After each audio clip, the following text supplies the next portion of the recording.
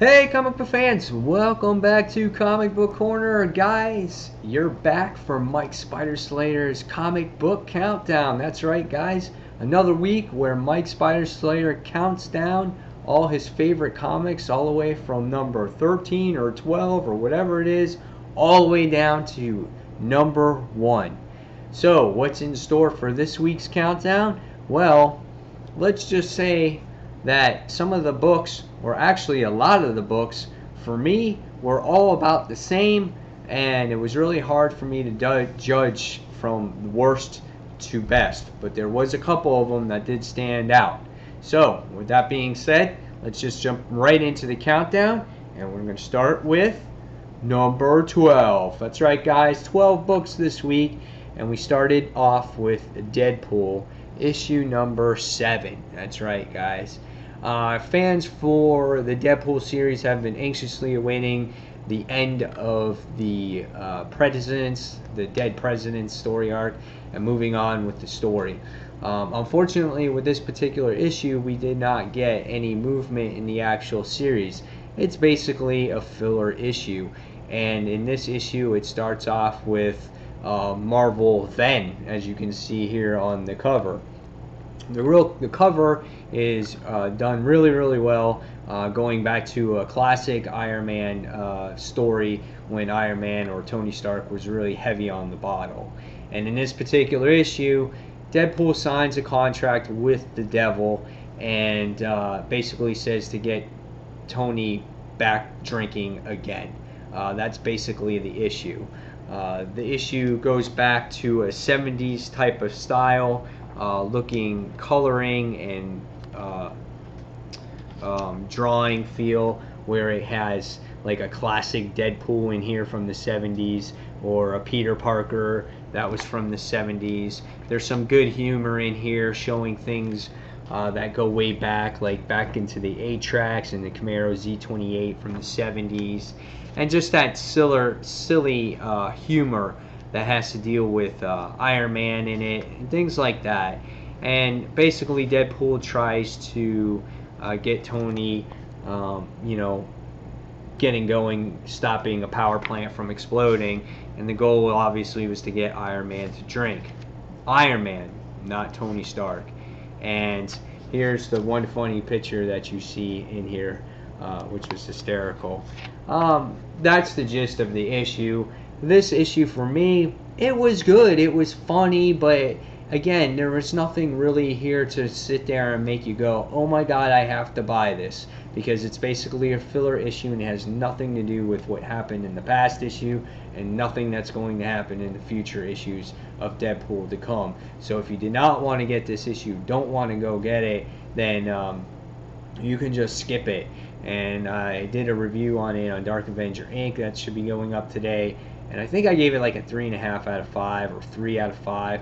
It's just an average issue. Again, don't have to go out and buy it. So that is Deadpool issue number 7.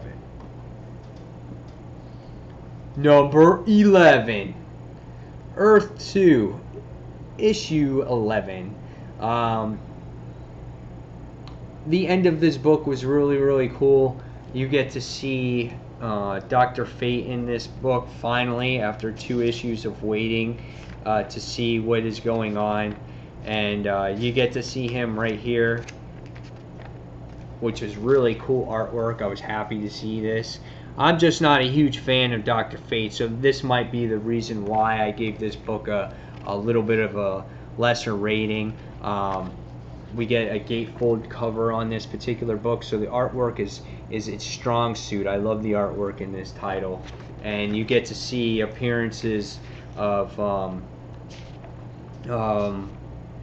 what's her name, Fury, which is Wonder Woman's daughter in Earth 2, which is cool. And I liked her. She was in a couple issues back, which is really cool. And you get to see Steppenwolf, and you also get to see kind of like the origin of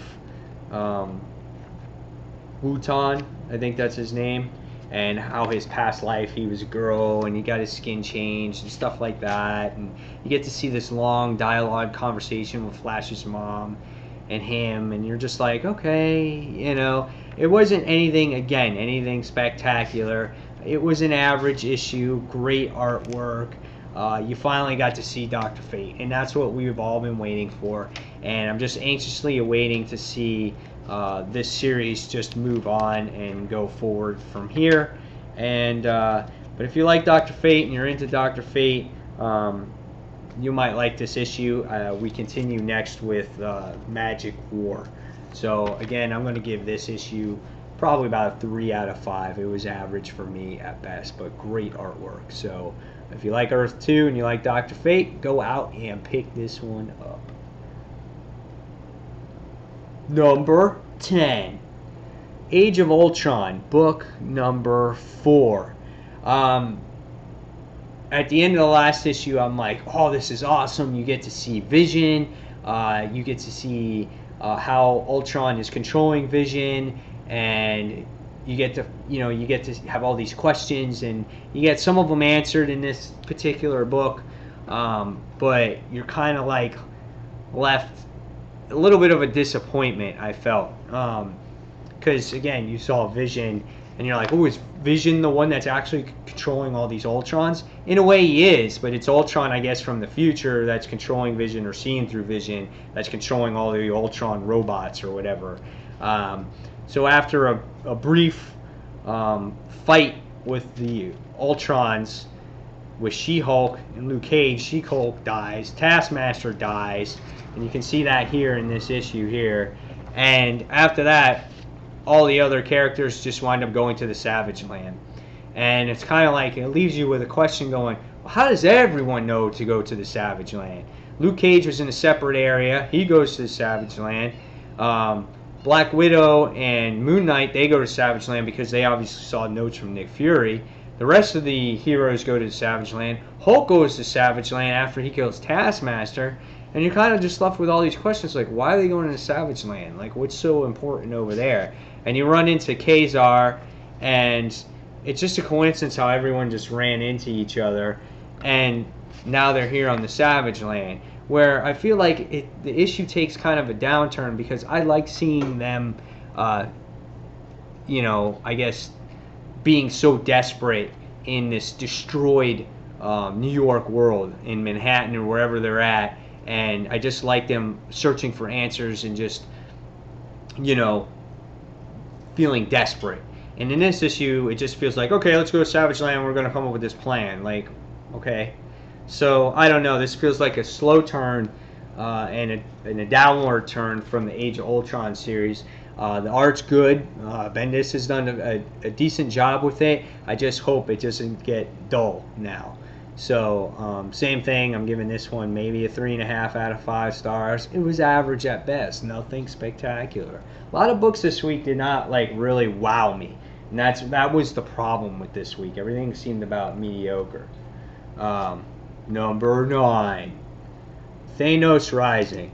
Well, the best thing about this particular issue itself is the cover. I love the cover of this particular issue.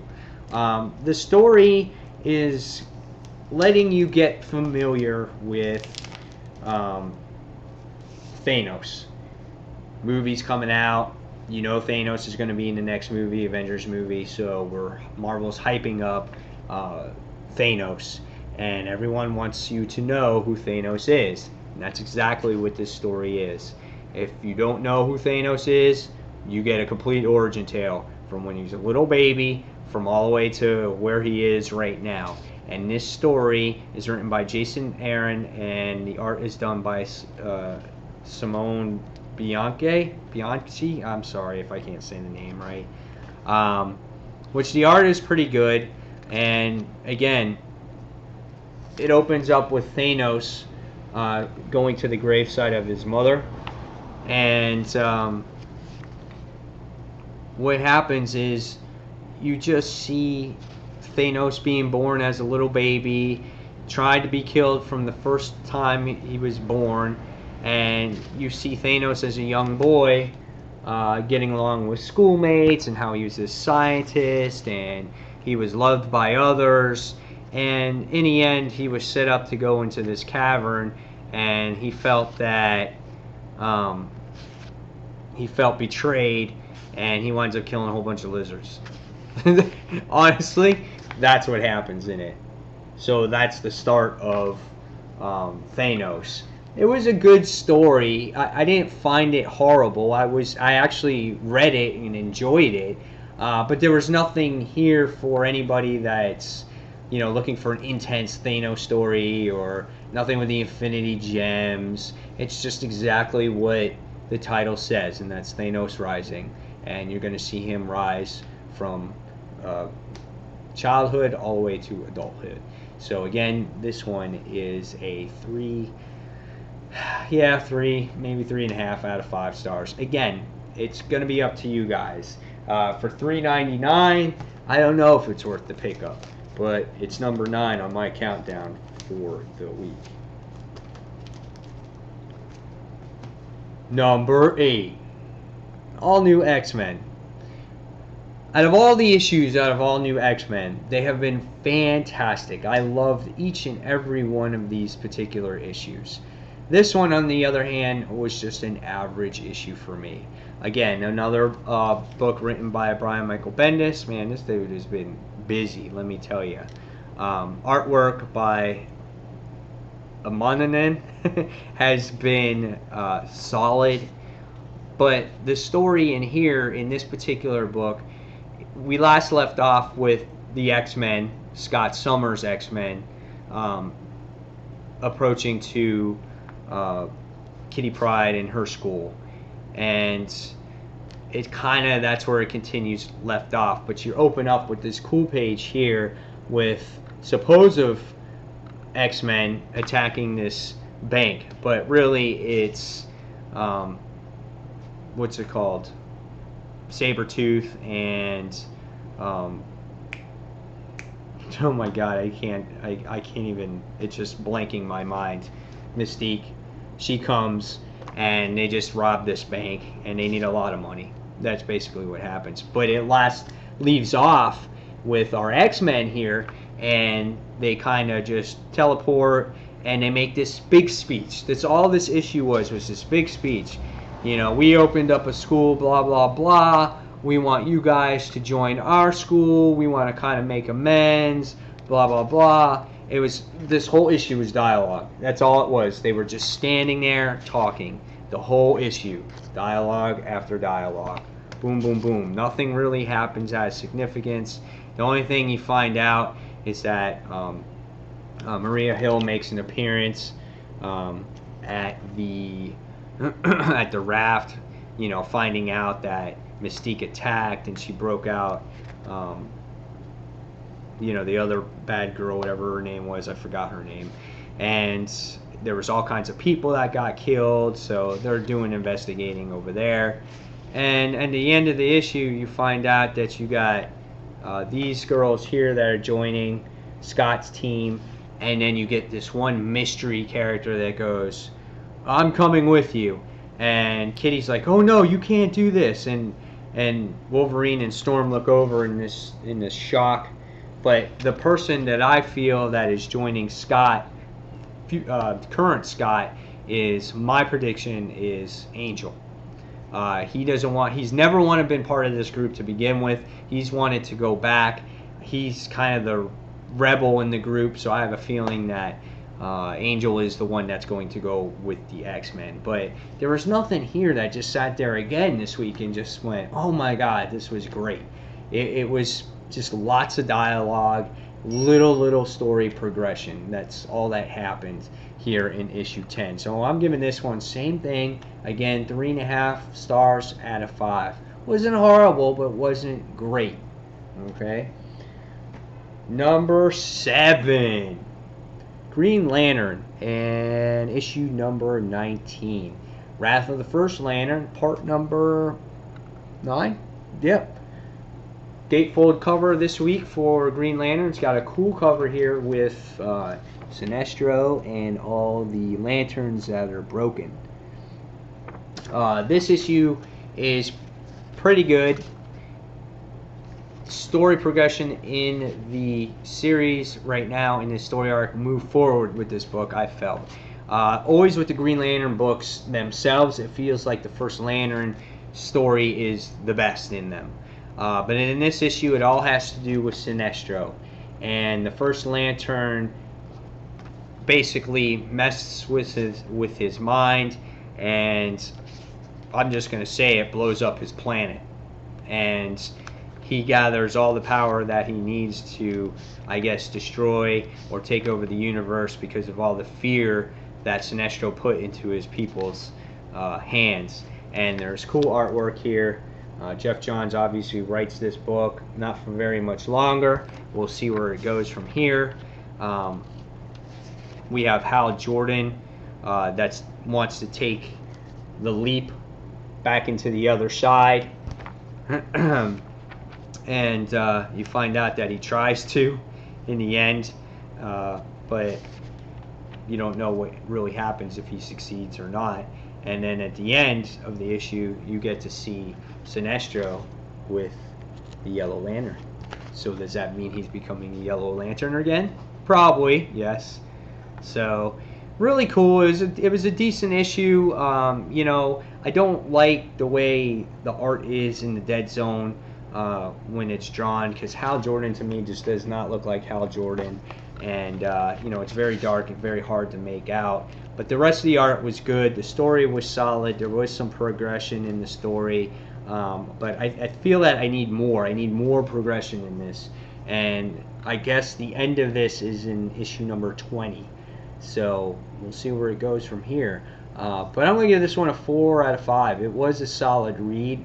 Maybe 3 3/4, I think. Still, it was good, but it wasn't like fantastic for me. But it was solid, a lot better than the other ones. So that was number 7. Number 6, Savage Dragon. Why is Savage Dragon so high? We're going up into that upper tier of into the countdown for me. Well, the Savage Dragon continues to be a book that is just independently created, obviously, by Eric Larson, and he's got a soft spot in my heart, and I really give the man lots of credit in progressing this comic book. It has a cult following. Not everybody reads it, but if you've read it from the beginning, you're going to get it, and you will also enjoy it. And you gotta give the man lots of credit for writing and drawing his own book for as many years as he's done it. He's been doing it since '92 or something like that. And the story is just pretty awesome. I mean, it really has to do with Angel saying her goodbyes. She's trying to get a fresh start. And Dragon getting acclimated to his jail cell because he just got sentenced. You're introduced to another character by the name of Claw, who's trying to destroy the city, and you get a little bit of everything. You get a little bit of love, you get a little bit of action, you get a little bit of suspense at the end, because what happens is that Dragon was in charge of his race and finding them a planet to live on for years and years. He finally found them a planet, and now it's getting destroyed by aliens. And what happened is he's being summoned to go back to his planet, and he's got to break out of jail in order to do that, or he's getting broken out of jail in order to do that. So I'm giving this book a 4 out of 5. I think it's a 4 out of 5. I don't remember for what I gave it on Dark Avenger Inc., but I really enjoy this book just because it's just everything is different about it. It's not your typical superhero book. It's just a fun read. I don't have to analyze it all that much, and it's different from everything else out there. And it's hard, yes, it's hard to pick up for an average reader if you haven't read it before, but there is trades, and that's why I'm giving it the number 6 spot on this week's countdown. So Savage Dragon, issue 186. Number 5, top 5. Blah. That's right, Robin Hood versus Red Riding Hood. Ding ding, round 1. This book was pretty cool. If you're not familiar with Robin Hood or Red Riding Hood, that's okay, because they give you a nice introduction on the characters, in this particular book.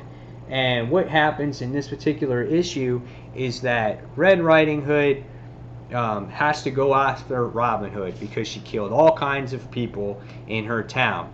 And what Red doesn't know is that what she doesn't know in the particular issue is that there was a reason that Robin had to go out and kill all these people. You know, she was raped. I think I'm trying to remember what else that I know she was raped, and they were making fun of her, and she was beat up, and I guess the police were corrupted, and she went out and she killed all those people in her actual series, the Robin Hood series. The Riding Hood series I actually never read, but I heard it was pretty solid. But this particular issue just focuses on lots of action between the two fairy tale heroines going at it against each other.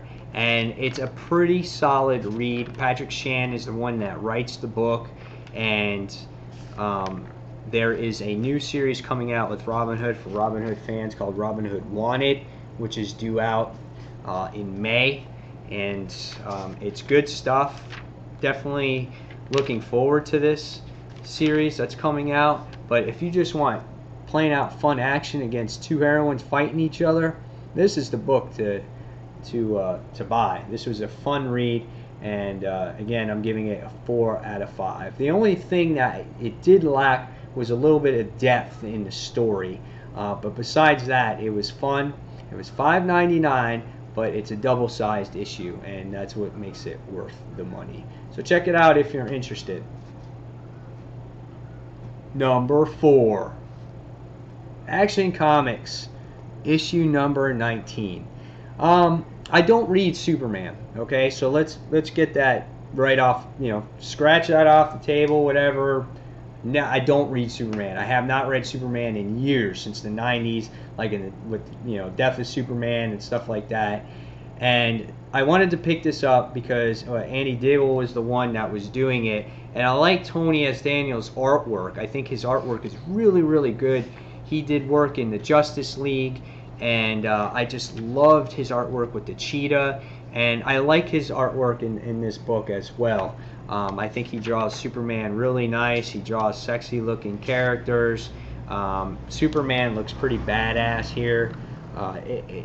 It was a nice book to look at. It's a shame that Andy Diggle has to leave because he, with a forever reason, can't get along with what he wanted to write. And for as far as I know, is that Daniel is the one that's going to write the next 3 issues, and then he's going to leave too. So will I continue? I don't know. I just hope they have a good creative team, because I really want to read a good Superman title. The last Action Comics book I read was actually issue 5, and I really wanted to jump on this point. But this book I thought was interesting. You get to see a nice chemistry between Lois and Clark in the beginning of this issue. You see them get close, and then you get Superman going against these crazy aliens, which is pretty weird. Or these aliens, not really aliens, but they're robots. They're men in these robotic suits, and I guess that was created by Lex Luthor, that you find out later in the issue. I guess that's what you find right there. And the whole thing is that it's no challenge for Superman, okay? It was just, he took them on, 1, 2, 3, just destroy them. Could not find out any information why they're attacking or anything else. These guys look like from the War of the Worlds. That's what I got from it. But what happens is you see Lex. He's being, I guess he has a session with a psychiatrist, and she diagnosed Lex with a condition called, what's it called? A sociopath, a psychotic megalomaniac, which is quite possibly the most dangerous man on the planet. So he feels that the diagnosis is wrong, and he wants to keep the psychiatrist, I guess, on suicide watch because she's locked in a jail cell. But at the end of the issue, you find out that Superman is infected with this nanomite or whatever it is, and it's like a small little thing that's in his system, and it was just enough to penetrate his skin because I guess they put this small thing of kryptonite in there to penetrate his skin. And what happened is Lex actually activated it, and it infected Superman, and he's changing into this weird looking crazy thing. Who knows what the hell that is? But it was interesting to see. You know, Superman seems to be like more alien-like than human-like. And yes, he's an alien, but he was born on Earth. And I mean, he's always been really good with humans, and he acts like a human, and it's so much alien stuff. But I don't know, it was cool. I enjoyed it. It was different for me because I haven't read Superman. And, you know, this is things to come. You know, it looks like Dark Superman or Black Superman, whatever it is. But I don't know, interesting stuff. I enjoyed it. I'm giving it a 4 out of 5. The highlight of it was the artwork. I love the artwork. So 4 out of 5 for me. Action Comics issue 19. Top 3. Number 3. Venom. Woo! Venom made the top 3, baby. Man, Venom is taking a turn for the better. You know, and it has to do, unfortunately, with Toxin. Once Toxin goes away, is the book going to go back to shit again? I don't know.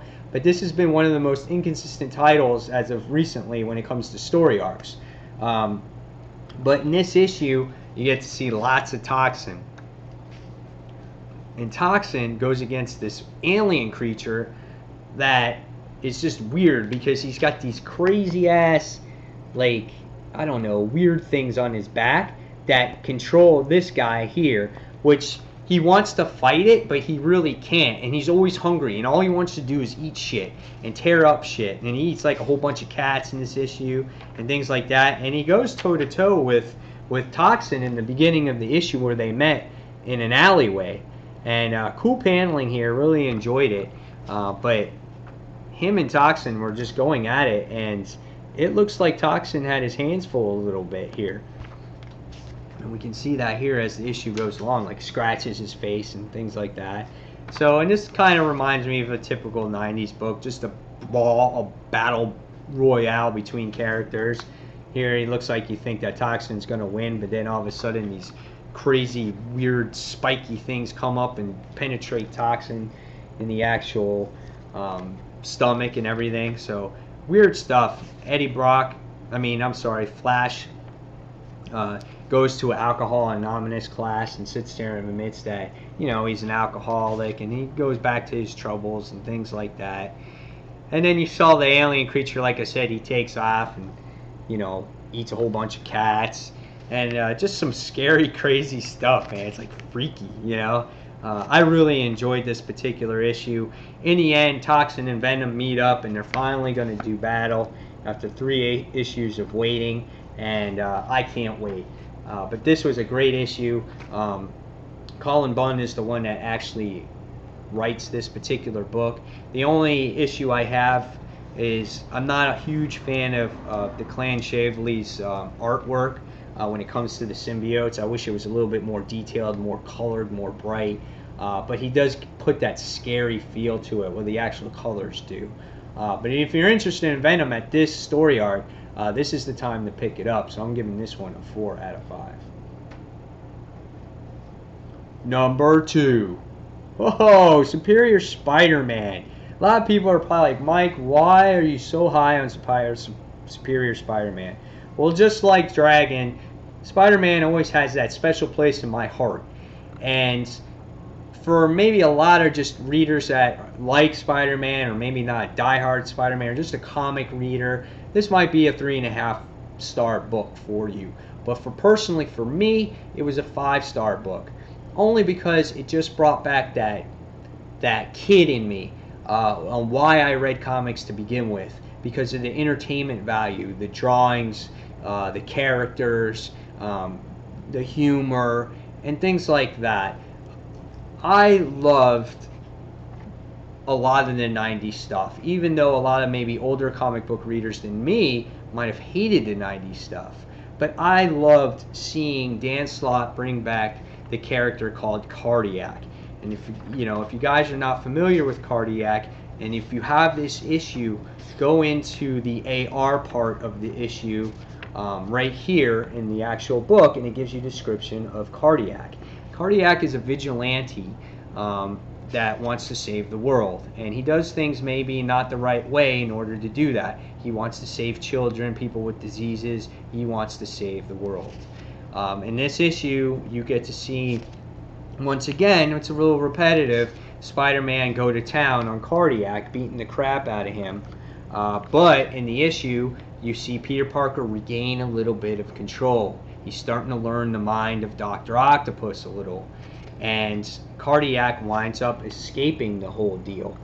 At the end, we find that Superior has to make a report to the Avengers, and the Avengers come up and they actually talk to Spider-Man about his behavior, and he's not standing down. And at the end of the issue, you see that the Avengers and Superior are going to go at it, and that's what happens at the end of the issue.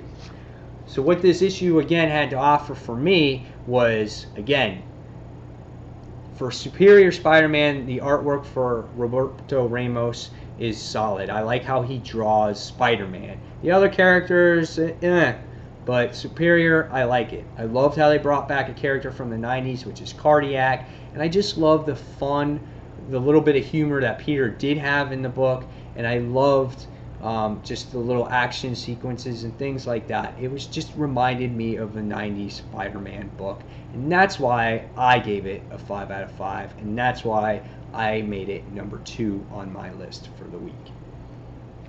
So, the number 1 book of the week for Mike Spider Slayer is Green Arrow, issue number 19. Since they redid this book, since Jeff Lemire has taken it over, out of the 3 issues so far, this was the best issue out of all of them. This book had just enough dialogue, not an over crazy ass amount, but had a great mix of action and just kept you on the edge of your seat the whole time. Here is the gatefold cover for the week, and this book just continues to leave off right where we left off when Oliver was falling out the window. And it was just so awesome to see the battle between Komodo and Oliver. They just kept on going back and forth, throwing arrows at each other. Just the paneling in this particular issue and the artwork was just done so well. You see them falling off buildings, and you're watching both of them in sequence here, falling to the ground, just throwing punches at each other. You found out that Naomi, of course, from the last issue, is not dead, but she's being held hostage by Komodo's daughter, which his daughter is freaky. She is sick. She'll kill people. She wants to follow in her father's footsteps. If her father dies, she said it. She said she's going to follow in her father's footsteps and kill everyone that to avenge his death. And we see that again in this entire issue, Komodo and Oliver just exchanging blows with each other. Arrows piercing each other in the shoulder, in the thigh, in everywhere. And just as you think that Oliver is actually going to lose in the particular issue, you find out that the police make a distraction. He takes Komodo's bow, shoots him right in the shoulder, and you're like, damn, that's freaking awesome. And right when Oliver's going to get the win, his daughter shows up and she starts freaking taking it to him, and you're like, shit. And he gets a freaking arrow in the thigh. He gets picked up by his buddy that watches over him now. And at the end of the issue, you find out that Komodo and his daughter get taken away. And basically what happens is that right before Oliver bleeds out, he takes out the arrow and just kind of thuds to the ground. But this issue was just done so well. The artwork and the way the paneling is, again, and the way they highlight certain things in the artwork is what makes the issue so good. Like this part right here. Just a fantastic book. Jeff Lemire has turned this series around from what it was before issue 17. But this is good, and I'm giving this one a 5 out of 5. The last ones had lots of dialogue. It seemed like Jeff Lemire was really trying to spit everything out to get you to know what was going on, who the characters were. But now that the story arc is in progress, he seemed to settle down on the storytelling, focus a little bit more on the action, give you a little bit of everything. Great book. Highly suggest you guys pick this one up. This is, again, a 5 out of 5. So, that's it, you guys. You saw the numbers. You saw my thoughts. You guys tell me what you think on the comments below, what your favorite books are of the week. Lots of average books, nothing that really stood out except those last couple of books for me. But hey, you're entitled to your opinion. Tell them in the comments below. So guys, as always, thank you for watching Comic Book Corner 2.0. And until the next comic book review, this is Mike Spider Slayer signing off. And guys, I'll see you real soon. Take care, everyone. Bye.